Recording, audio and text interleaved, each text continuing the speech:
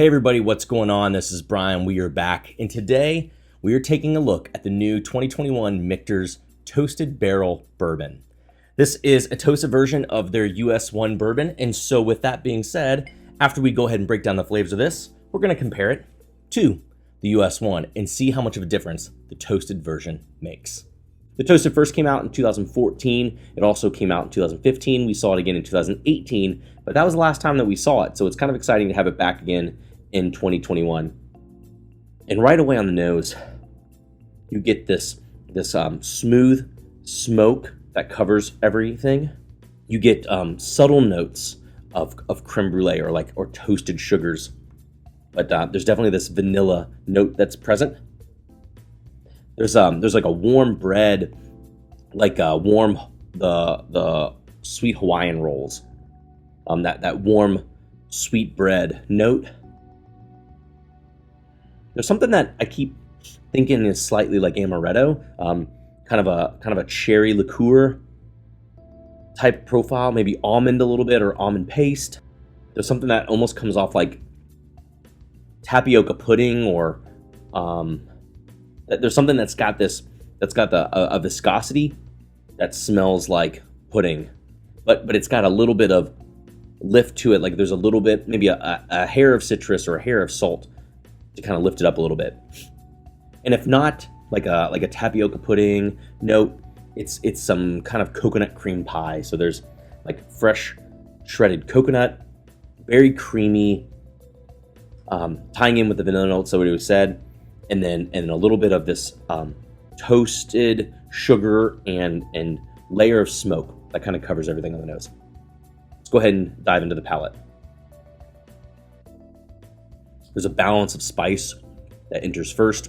I feel like with a lot of toasted products that I've had, to me the note that I notice the most comes off as clove. This isn't as piercing as some of the other toasted products can be. And as it lingers, you notice a little bit more, I don't know, it's kind of reminiscent of a campfire. There's this, as if you are toasting a marshmallow and you get one really burnt and then you eat some of that. So there's a little bit of sweetness to that, but there's also that fired char note as well. There's like these dark burnt caramel notes, a slight bit of fruit that again just kind of reminds me a little bit of creme brulee, because a lot of times you'll have that little raspberry or strawberry or mixed berry coulis or something like that that's on there. So there's a little bit of fruitiness to it, but overall the palate kind of has this back to that amaretto or that almond paste note. So that kind of cherry almond note. It has like a pistachio-like nuttiness to it. Some of those burnt caramels right in the mid palate. Then it switches over to the slightly drier, toasted wood notes. And then it kind of almost has a resurgence of that, and just a little bit of that coconut cream pie note. The body isn't overly viscous, but it is creamy. It does have a nice weight to it. It kind of reminds me back to that note that I mentioned on the nose. That was kind of that pudding cream pie note. There's definitely a little bit of creamy weightiness to it. And that's something I noticed that is a through line in a lot of Michter's products. Even though some of them have really low proofs, I feel like they do offer a nice little richness, creaminess, more so than other products around those proof points. There's nothing that's super heavy on the mouthfeel about this, but it does come off creamy. Let's quickly jump over just to the standard US1 and kind of see what it has on the nose. The nose of the US1 seems to have more honey right away, more vanilla, touch floral, like a Cracker Jack note, almost like a saltwater taffy meets caramel sweetness. It's very candied. Let's go ahead and dive into that palate.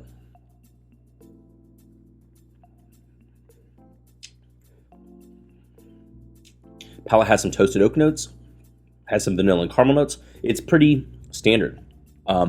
It has nothing that's overly offensive, with the touch of fruitiness, and then a little bit of this kind of light grain play as well. Comes off a little bit youthful, but similar to Old Forester in that it has some toasted oak notes to carry through too. So while it has signs of youthfulness, it also has some signs of maturity as well that kind of balance it out. But overall, pretty sweet, caramelly, vanilla bourbon profile.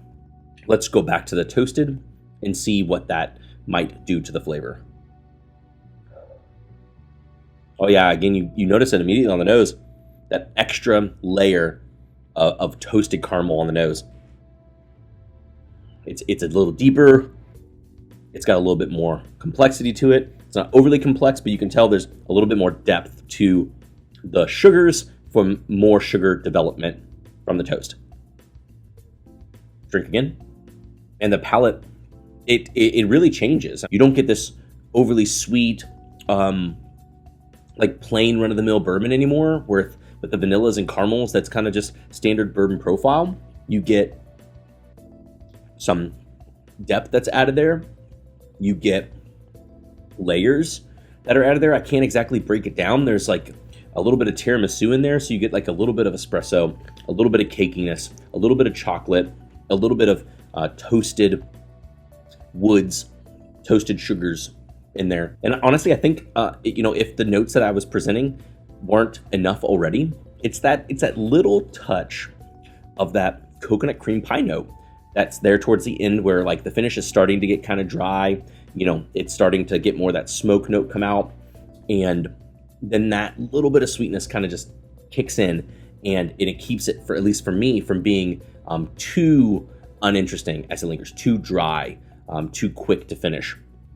Now, while Michter's was early in what we have seen nowadays as like a resurgence or an overwhelming maybe of people doing toasted barrel finishings, Michter's was doing this a long time ago. And while I would say that this toasted bourbon is nothing new, it doesn't bring out